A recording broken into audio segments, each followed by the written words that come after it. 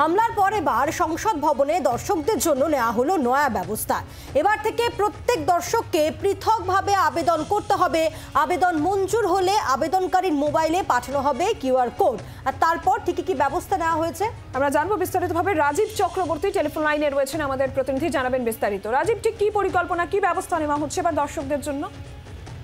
দেখো, সংসদের যে গত অধিবেশন, সেই বিগত অধিবেশনের যে তিক্ত অভিজ্ঞতা, সেখানে আমরা দেখেছি সংসদে হামলার ঘটনা ঘটেছে এবং সেই হামলা থেকে ভয়ঙ্কর কিছু ঘটে যেতে পারত।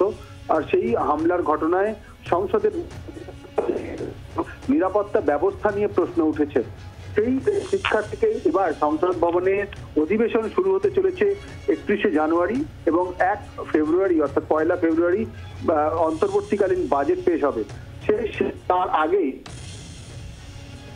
সংসদ ভবন চত্বরে দর্শকদের প্রবেশের জন্য বেশ কিছু নতুন নিয়ম চালু করেছে।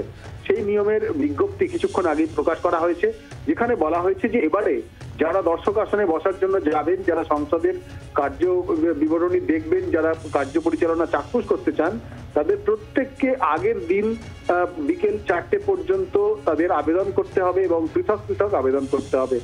তাদের আবেদন যদি মঞ্জুর হয় তাহলে আবেদনকারীর মোবাইলে একটি কিউআর কোডের মাধ্যমে পাঠানো হবে, একটি কিউআর কোড এসএমএস মেসেজের মাধ্যমে, এবং সংসদ ভবনের গেটে কিউআর কোড ও আধার কার্ড দেখালে বায়োমেট্রিক ও ছবি সংগ্রহ করা হবে। তারপর সেই সংশ্লিষ্ট দর্শককে দেওয়া হবে সংসদ ভবনে প্রবেশের পাস। প্রত্যেকটি গেটে ওই পাস দেখাতে হবে এবং বায়োমেট্রিক যাচাই করা হবে। এই ব্যবস্থা এখনো পর্যন্ত চালু করা হয়েছে, কিন্তু সবার আগে যে বিষয়টি লাগবে তা হলো একজন সাংসদ সর্বাধিক 5 জন দর্শককে ভেতরে প্রবেশের জন্য অনুরোধ করতে পারেন এবং প্রত্যেককেই পৃথক পৃথকভাবে আবেদন জানাতে হবে। দেখো, এর আগে সংসদ অধিবেশনে যে হামলার ঘটনা ঘটেছে, সেই হামলার ঘটনা থেকে শিক্ষা নিয়ে এই নতুন বন্দোবস্ত চালু করেছে সংসদ কর্তৃপক্ষ। বাংলার আওয়াজ, বাঙালির আবেগ, জি 24 ঘন্টা।